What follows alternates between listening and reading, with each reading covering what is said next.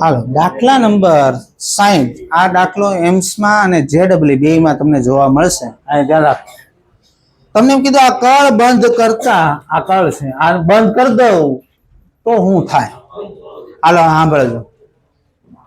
આ જ્યારે તમે કળ બંધ કરો તો સૂક્ષ્મ સમય માટે અહીંથી વિદ્યુતભાર જે નીકળો છે પેલા તો કેપેસિટર ઉપર જાય, જ્યાં સુધી કેપેસિટર ચાર્જ ન થાય ત્યાં સુધી એ સૂક્ષ્મ સમય જ હોય. હવે તમને એમ થાય સાહેબે પેલા આવું કીધું કે ડીસી કરંટ કેપેસિટર માંથી પસાર ન થાય, આવું બોલ્યો તો ને પેલા હું. તો હવે કેમ પસાર કર્યો? આપણે પ્રવાહ નથી પસાર કર્યો, હું વિદ્યુત ભાર બોલ્યો. આ કેપેસિટર ચાર્જ ન થાય ત્યાં સુધી વિદ્યુત ભાર આમાં જવાનો કે નહીં? અહીંથી વિદ્યુત બેટરીમાંનો વિદ્યુત ભાર કેમાં જ જવા? આ કેપેસિટર પ્લેટ ઉપર આવીને ઉભો રહી જાય, ત્યાં વિદ્યુત આ કેપેસિટર ચાર્જ કરશે. તો હવે તમે જો આ ખાલી આટલા ભાગમાં જ વિદ્યુત ભાર ગતિ કરતો હોય, આ ભાગમાં તો ખાલી આ એક જ અવરોધ લાગશે. તો t બરાબર 0 સમય પ્રવાહ કેમ લખાય? વોલ્ટેજ કેટલો છે? 2 ને અવરોધ કેટલો છે? 1000, એટલે આમ લખાય 2 મિલી એમ્પિયર. હવે આ કેપેસિટર ચાર્જ થઈ ગયા પછી શું થાય? આ ચાર્જ થઈ ગયો, વિદ્યુત ભાર નહીં લે તો બધું વિદ્યુત ભાર અહીંથી આમ જાય. હવે તો હવે તમે જો ઘણા સમય પછી ઇન્ફિનિટી મતલબ કેપેસિટર ચાર્જ થઈ ગયા પછી વોલ્ટેજ કેટલો? 2. હવે અવરોધ કેટલો લાગે જો તો?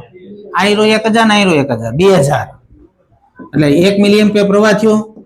તો t બરાબર 0 સમયે પરિપથમાં પ્રવાહ હોય 2 મિલી એમ્પિયર અને t બરાબર ઇન્ફિનિટી સમય કેપેસિટર ચાર્જ થઈ ગયા પછી પ્રવાહ હોય 1 મિલી એમ્પિયર. તો ક્યાં છે ઓપ્શન ગોતો? જવાબ આવશે દિલ્હી. બોલો 65 સુધી બોલો. 61 61 એ તો કાલ ગણાયો નતો તમને નહીં. 61 માં જો આ દાખલો પૂછાયેલો જેડબલ્યુ માં. આ એક બેટરી છે, એનો ઈએમએફ શોધવાનો છે, આંતરિક અવરોધ આપ્યો 2.67 ઓહમ.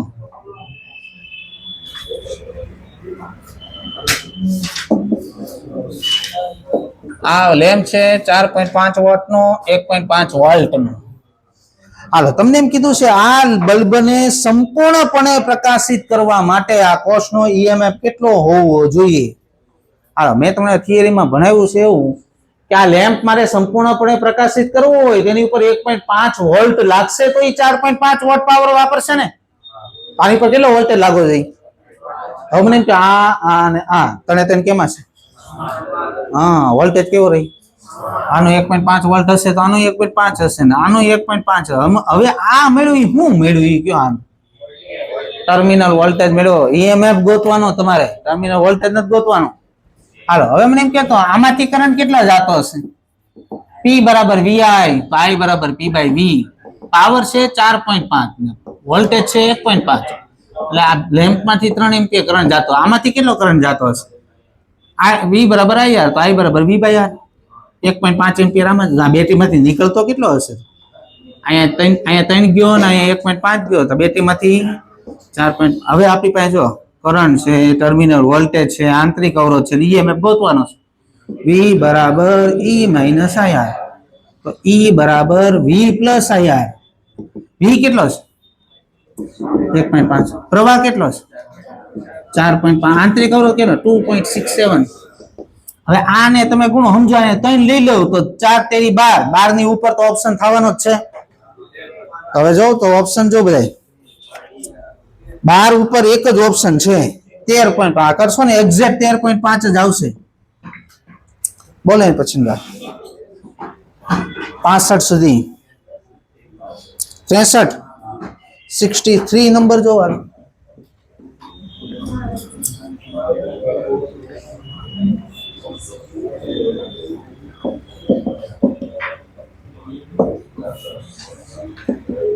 હાલો હું તમને કહું ને એમ જોતા જાજો, અહીં ધ્યાન રાખો બધા. ઉપર તમે જો ને તો 20, 30 અને 60 ત્રણે સમાંતરમાં છે. હવે એનો સમતુલ્ય ગોતો કઈ રીતે ગોતશો? પેલા બે નો ગોતાય, પછી એની આરે ત્રીજા નો ગોતાય. હાલો હું હવે પેલા 60 અને 30 નો સમતુલ્ય ગોતું. ચાલો કરો 60 ગુણ્યા 30, નીચે બે નો સરવાળો 90, એટલે અહીંયા 3 ના કેટલાનો આવ્યો સમતુલ્ય? ઈ 20 ઓલા 20 આરે થાય 10 થઈ જાય. આ મૂકી દીધો 10. હાલો આટલી ખબર પડી. હાલો હવે નીચે જો 24 અને 8 બે સમાંતરમાં દેખાતા હશે. જો કરો 24 ગુણ્યા 8 નીચે સરવાળો 32, 8 ચોક 32 ને આ 6 ભાગ આવશે. આવી ગયો 6 નો. આનો વોલ્ટેજ તમને 48 વોલ્ટ આપ્યો, જોઈ લ્યો અંદર. અહીંથી કેટલો કરંટ જતો હોય? 48 વોલ્ટ હોય તમે. 8 6 48, 8 ઓહમ એટલે 8 એમ્પિયર કરંટ જતો હશે. હવે મને એમ કે આ બધા અવરોધ કેમાં છે જોઈ લ્યો. કરંટ છે આપણી પાસે, તો આની વચ્ચે વોલ્ટેજ કેટલો લગાવ્યો ને પૂછ્યું છે. કરંટ કેટલો છે? 8. અવરોધ કેટલો છે? 3 ને 10 13 ને 6 19 ને 20, 160 વોલ્ટ. 65 65. હાલો જો શું લખ્યું છે? પ્રવાહ I અવરોધ R6 ના મૂલ્ય પર આધાર રાખતો ન હોય. આ છે હું જો પેલા વિસ્ટન રીત છે. હવે મને કહે તો I પ્રવાહ R6 ઉપર ક્યારે નો આધાર રાખતો હોય? હા, સંતુલન વચ્ચેનો અવરોધ R6 નીકળી જતો હોય તો જ ને. તો સંતુલન વિસ્ટન રીત જો આવી રીતે નો લખ્યું કે તમે R1/R3 is equal to R2/R4. આને આમ જાવ, આને આમ જાવ, આમ લખાય R1 R4 is equal to R2 R3. ક્યાં છે ઓપ્શન ગોતો? જવાબ આવે સી ઓપ્શન 60 62. કોક 62 બોલે, 62 જો વાળો.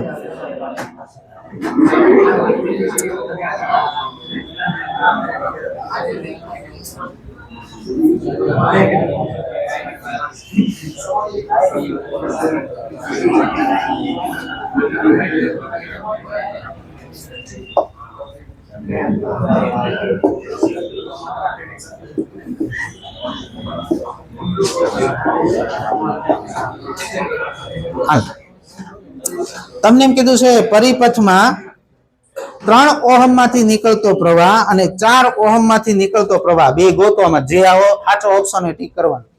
હાલો પહેલા તો તમારે પ્રવાહ બેટરી માંથી કેટલો નીકળે ને પેલા ગોતવો પડે. એના માટે તમે આખા પરિપથનો અવરોધ જોઈ. હાલો ગોતવી છે. આ 2 ને 4 6, 6 ને 2 આનો 8 છે. જો આનો યાદ રાખજો. આનો 8 ને 8 4 થઈ ગયો. 4 ને 2 6 ને 2 8 પાછો થઈ ગયો. પાછો 4 થઈ ગયો. 4 ને 3 7 ને 2 9. આખી સર્કિટનો અવરોધ 9 ઓહમ છે. તો અહીંથી કરંટ નીકળશે 9/9, 9/9 1 એમ્પિયર કરંટ. હવે 1 એમ્પિયર કરંટ અહીં આવ્યું. હાલો આનો કરંટ તો 1 એમ્પિયર મળ્યો. જો તો ઓપ્શન છે 3 ઓહમ માંથી 1 એમ્પિયર કરંટ નીકળ્યો એવો ઓપ્શન છે નહીં. હાલો તો બે ઓપ્શન નીકળી ગયા, બે રહ્યા.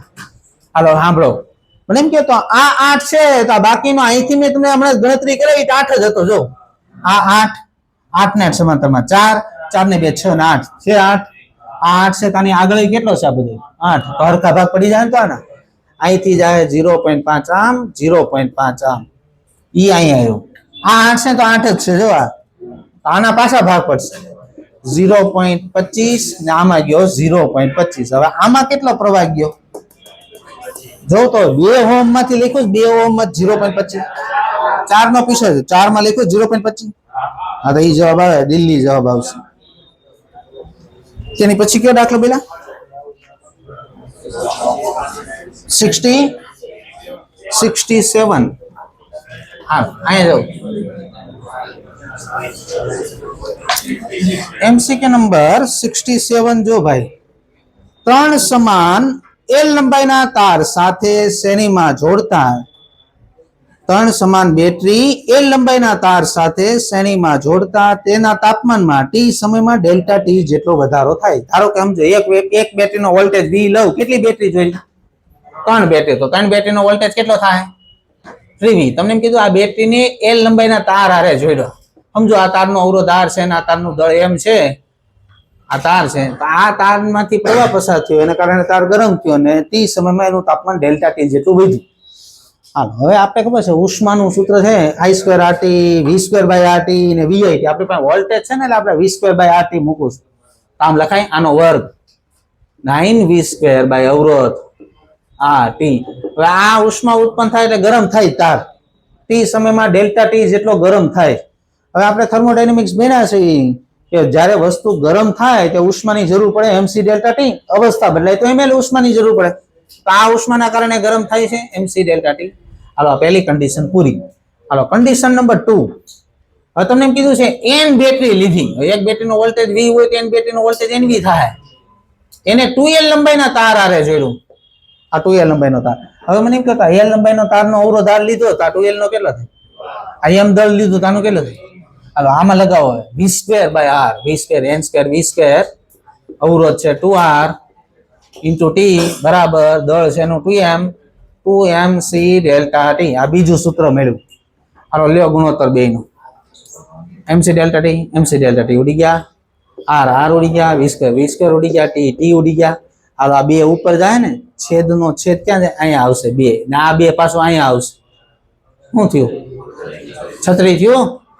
n² આ બાજુ ગયો, n² બરાબર 36, તો n બરાબર આવશે 6. હાલો લખી નાખો.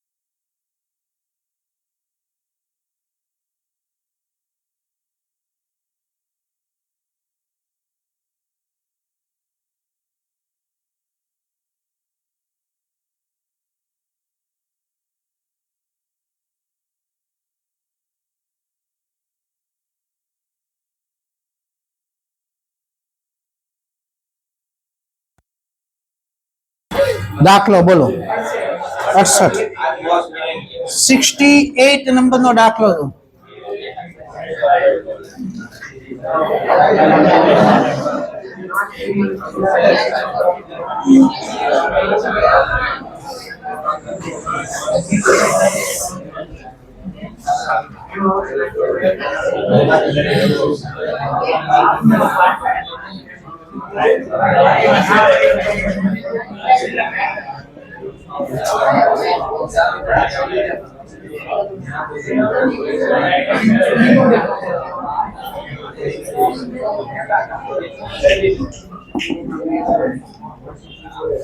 હાલો, તમને આવો પરિપથ આપેલો છે.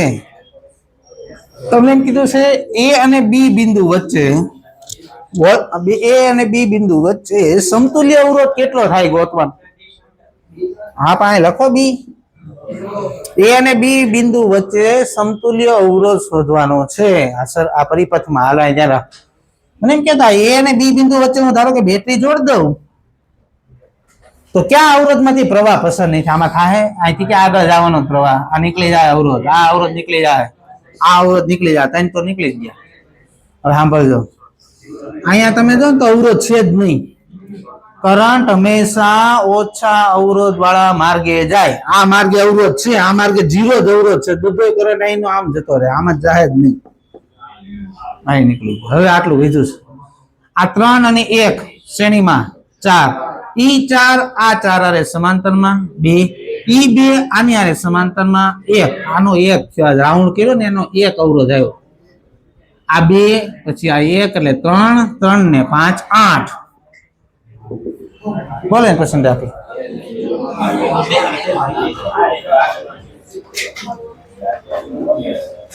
70. હે મને એમ કેતો 70 માં દાખલામાં તમને પરિપથ આપ્યો છે. કયો પરિપથ છે? જો વિસ્ટન બ્રિજ છે એ ખાલી ફેરવીને આપે, બાકી હોય ઈ વિસ્ટન બ્રિજ જ. અહીંયા તમે જો તો અવરોધ R છે, આ બાજુ અવરોધ જો તો RR બે શ્રેણીમાં છે એટલે 2R મૂકી દીધો. અહીંયા 4R છે, આ બાજુ તમે જો તો RR શ્રેણીમાં 2R છે, આ વચ્ચે 6R છે, આ બેટરી જોડેલી છે. દેખાણું હવે વિસ્ટન બ્રિજ. હાલો હવે સંતુલનમાં છે કે નહીં ચેક કરો. R ભાગ્યા 2R 1/2, 2R by 4R 1/2. આ વચ્ચેનો અવરોધ ઉડી જાય, આ થઈ જાય 3R, આ થઈ જાય 6R. આ બે સમાંતરમાં થાય પછી એટલે ઉપર ગુણાકાર થાય, નીચે સરવાળો થાય. એટલે આ 3 ભાગ આલ છે ને આ 2 ભાગ આલ છે. હાલો બાહ્ય અવરોધ ટોટલ થયો કેટલો આખા પરિપથમાં? હવે આંતરિક અવરોધ આપ્યો જો લખો. આપણે ભણાવેલું છે જ્યારે બાહ્ય અવરોધ અને આંતરિક અવરોધનું મૂલ્ય સમાન થાય ત્યારે પરિપથમાં મહત્તમ પ્રવાહ અથવા પાવર થાય. તો આ કેટલો રાખવો પડશે? આંતરિક અવરોધ ને બાહ્ય અવરોધ સરખા. બાહ્ય અવરોધ 4, આંતરિક અવરોધ 2 4 આપ્યો છે ને તો આ નીચે જાય તો R ની કિંમત કેટલી થાય? 2 ઓહમ. જવાબ આવશે સી ઓપ્શન. 75 સુધી બોલો. 74 માં પૂછાયેલો દાખલો છે 74. હાલો સમજો, આ ધ્યાન રાખ. ગેલોમીટરના સ્કેલ માપને 150 સમાન વિભાગ પાડવામાં આવે છે. ગેલોમીટરમાં 150 કાપા વાળું ગેલોમીટર છે એમ. ગેલોમીટરની વિદ્યુત સંવેદિતા 10 ડિવિઝન પર મિલી. ડિવિઝન ઇંગ્લિશ વર્ડ છે, ગુજરાતી થાય એને કાપા. આ એવું કહે છે કે 1 મિલી એમ્પિયર પ્રવાહે 10 કાપાનું પરાવર્તન થાય. તો 150 કાપા વાળું ગેલોમીટર છે તો 15 મિલી એમ્પિયર પૂર્ણ સ્કેલ આવર્તન થઈ જાય. બોલો પૂર્ણ સ્કેલ આવર્તન ને શું કહેવાય? ઈ કે હા કોક બોલ્યું પ્રવાહ ક્ષમતા કહેવાય ને. આઈજી આપ્યો તમને, આઈજી 15 મિલી એમ્પિયર. હાલો વીજી તમને વોલ્ટેજ સંવેદિતા આપી 2 ડિવિઝન પર મિલીવોલ્ટ. 1 મિલીવોલ્ટ એ 2 કાપા. તો 150 કાપા કરવા માટે કેટલા વોલ્ટ લગાવવો પડતો હશે? 1 મિલીવોલ્ટ એ 2 કાપા, 75 મિલીવોલ્ટ. તો આ તમને મળી ગયો વોલ્ટેજ ક્ષમતા 75 મિલીવોલ્ટ. હાલો હવે તમને આવું સૂત્ર લખાયું હતું ઓહમનો નિયમ. V બરાબર I R. આ ગોતવી આપણે. G બરાબર VG બાય IG. VG કેટલું? 75. IG કેટલું? 15. 15 5 75. આ કિલોમીટરનો અવરોધ 5 ઓહમ છે. હવે આ કિલોમીટર માંથી તમારે વોલ્ટ મીટર બનાવવાનું છે. આપણે ભણાવ્યું છે કિલોમીટર ટુ વોલ્ટ મીટરમાં રૂપાંતર કરવા માટે શ્રેણીમાં અવરોધ જોડવો પડે. સૂત્ર બોલો, કોને આવડે છે? V by IG minus G. હાલો કેવું વોલ્ટ મીટર બનાવવાનું સંત લખ્યું છે? એક ડિવિઝને 1 વોલ્ટ મપાવવું જોઈએ. એક કાપા 1 વોલ્ટ મપાવવું જોઈએ. 150 કાપા વાળું છે.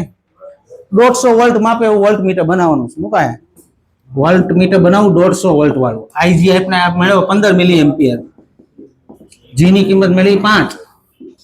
આ 15 15 ગયા ઉપર છે 10,000 માઇનસ 5 9,995 ઓહમ. બોલો એમ પછી દાખલો કેટલામાં 72 માં દાખલો જો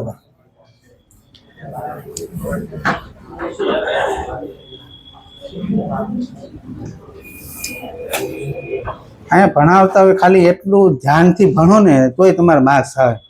બધું ભણાવતા વ્યવસ્થિત ધ્યાન હોવું જોઈએ. તમે કાંઈ ન કરો ને તોય તમારે માર્ક્સ આવી જાય. સમજાવતા હોય તે તમે આજુબાજુ ડાફા મારવાનું બંધ કરી દો, ખાલી ધ્યાન રાખો. એવા દાખલા આવે ને દાખલા ખાલી સર્કિટમાં થોડો થોડો ફેરફાર કર્યો હોય. હાલો 72 મો દાખલો છે. JW 2 વાર પૂછાયેલો દાખલો છે.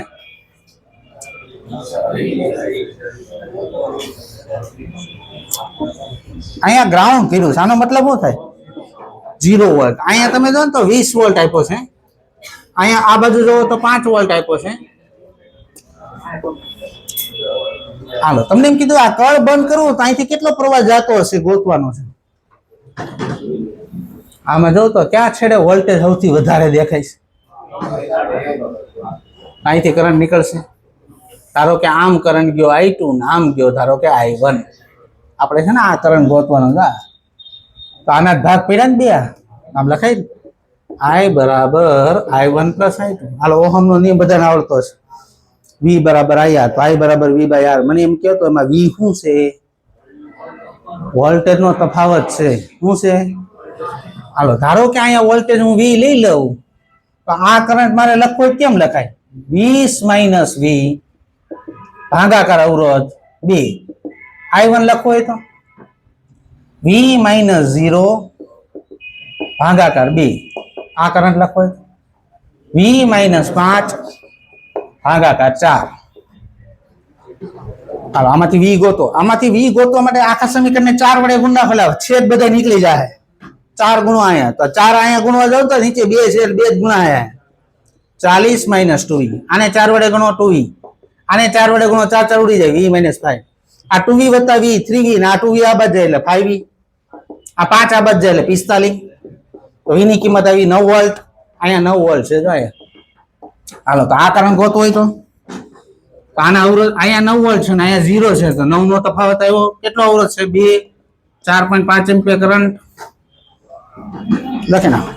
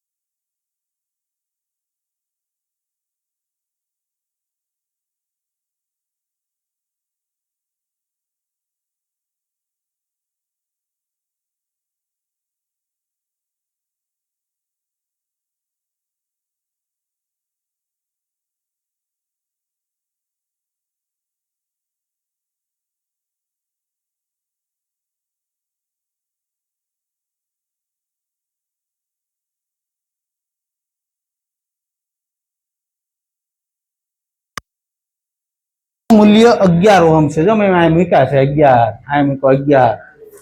બે આકૃતિ ધ્યાનથી જો, બે માં એક હરખી બેટરી છે ને એક હરખો પ્રવાહ નીકળે બે માં. એનો મતલબ બે સર્કિટ નો અવરોધ હરખો જ હશે. આનો આ સર્કિટ માં અવરોધ કેટલો છે? આનો 11 જ હશે. અહીંથી કેટલો પ્રવાહ આવે છે? આમ કેટલો ગયો? આમ કેટલો જાય? 9I/10. I-I/10, 9I/10. હવે આ બે કેમાં છે? આ બે ના વોલ્ટેજ તો હરખા જ હોય ને. આનો વોલ્ટેજ કેમ લખાય? 9I/10 into R2. આનો વોલ્ટેજ I/10 into 11. I/10 ઉડી ગયા. R2 is equal to મળ્યો 11/9. આની કિંમત મળી. હવે આ ના બે કેમાં થાય? તો સમતુલ્ય કેમ ગોતાય? ઉપર ગુણાકાર, નીચે સરવાળો પ્લસ R1. આ સર્કિટ નો અવરોધ થઈ ગયો આખીનો આટલો. કેટલો હશે? 11 જેટલો. હાલો આનો લસા લઈ લેવાનો. 99 + 11 110 plus R1 is equal to 11. અહીંયા 11 ઉડી જાય. આ 11/10 ની ઓલી બાજુ જવા દો. R1 બરાબર 11 - 11/10. લસા લ્યો. 110 - 11 99/10 9.9. જવાબ આવશે એ ઓપ્શન. 80 સુધી બોલો છે ને પેલામાં 77 માં દાખલો લો. તાપમાન સાથે અવરોધ તમને એક સૂત્ર આપ્યું R0 1 + alpha T + beta T square મુજબ બદલાય છે. તો આલ્ફા અને બીટા કેવા હોવા જોઈએ? તમે આલેખે આપ્યો છો ને એમાં તાપમાન સાથે અવરોધ સતત વધતો જ જાય. જો અવરોધ ક્યારે વધે? અવરોધકતાના તાપમાન ગુણાંક પોઝિટિવ હોય તે અવરોધ વધતો હોય. જવાબ આવે બે ધન હોવા જોઈએ. કેટલામાં? 75. હાલો તમને બેટરીના ટર્મિનલ વોલ્ટેજ વિરુદ્ધ પ્રવાહનો ગ્રાફ આપેલો છે આ રીતનો. તો તમારે બેટરીનો ઈએમએફ ને આંતરિક અવરોધ શોધવાનો છે. તો તમને બધાને એટલી ખબર હશે કે x અક્ષ ઉપર y આમ 0 થાય, y અક્ષ ઉપર x આમ 0 થાય. આ કઈ અક્ષ છે? અહીંયા y આમ શું થવું જોઈએ? y અક્ષ ઉપર વોલ્ટેજ છે તો અહીંયા શું થવું જોઈએ? આ કઈ અક્ષ છે? તો એમાં x આમ શું થવું જોઈએ? તો v બરાબર E - IR. મૂકો તા સૂત્ર અહીંયા મૂકો. ટર્મિનલ વોલ્ટેજ કેટલો છે? 2. પ્રવાહ કેટલો? અહીંયા 0 મૂકશો 0. તો ઈએમએફ મળી ગયો. 2 વોલ્ટ ઈએમએફ છે આ કોષનો. હાલો આ સૂત્ર હવે આ પોઈન્ટ આગળ મૂકો. વોલ્ટેજ કેટલો છે? મૂકો અહીંયા 0. ઈએમએફ તો મળી ગયો. હવે 2. પ્રવાહ કેટલો છે? 5. આંતરિક અવરોધ શોધવો છે. અને આ બધા IR બરાબર 2, R બરાબર 0.4. તો ઈએમએફ 2 અને આંતરિક અવરોધ 0.4. બી ઓપ્શન આવે. 76. બી વિરુદ્ધ આઈનો ગ્રાફ આપ્યો છે. એનો ઢાળ શું આપે? અવરોધ. મને એમ કે તો એ થી ડી જાતો જ આમ ઢાળ શું થતો જાય? સ્પર્શક દોર તો ઘટતો જાય ને. ઢાળ ઘટતો જાય મતલબ અવરોધ ઘટતો જાય. સૌથી વધારે અવરોધ ક્યાં છે? એ આગળ. એનથી ઓછો બી, એનથી ઓછો સી, એનથી ઓછો ડી. હવે એક ઓપ્શન છે નથી ને? તો દિલ્હી. સૌથી વધારે અવરોધ એ આગળ. એનથી ઓછો બી, એનથી ઓછો સી, એનથી ઓછો ડી. એવો સંબંધ આપ્યો જ નથી આ કઈ. કેટલામાં? 79. હાલો ઓહમનો નિયમ બધાને આવડતો હશે. V બરાબર IR. હવે તમને આલેખ દોરવાનો છે લોગનો. તો બે બાજુ લોગ લઈ લેવાનો. લ્યો બે બાજુ લોગ. log V બરાબર log I. તમને બધાને ખબર હોય ગુણાકારમાં પદ હોય ને તો લોગમાં સરવાળો થાય. ભાગાકારમાં પદ હોય લોગમાં બાદબાકી થાય. હાલો આ પદને છે ને આ બાજુ લઈ લો. હવે જો તો આને y અક્ષ ઉપર મૂક્યો છે. જો તો આ log I ને આને x અક્ષ ઉપર મૂક્યો હશે. જો બસ આને સરખાઈ દેવાનું. જો y અક્ષ ઉપર log I, x અક્ષ ઉપર log V. ઢાળ કેટલો આવ્યો? 1 આવ્યો. છેદન બિંદુ કેવું આવ્યું? જો ઋણ આવ્યું. તો આલેખ એવો ઢાળ પ્લસ હોય ને છેદન બિંદુ નેગેટિવ હોય એવો આલેખ કયો છે? એને આગળ વધાવો. y અક્ષ ની નેગેટિવ માં છેદ છે. જો બોલે પસંદ છે કોણ કઈ. જાઓ કાલ આપણે નીટના દાખલા ગણશું. મહેરબાની કરીને દાખલા ગણે.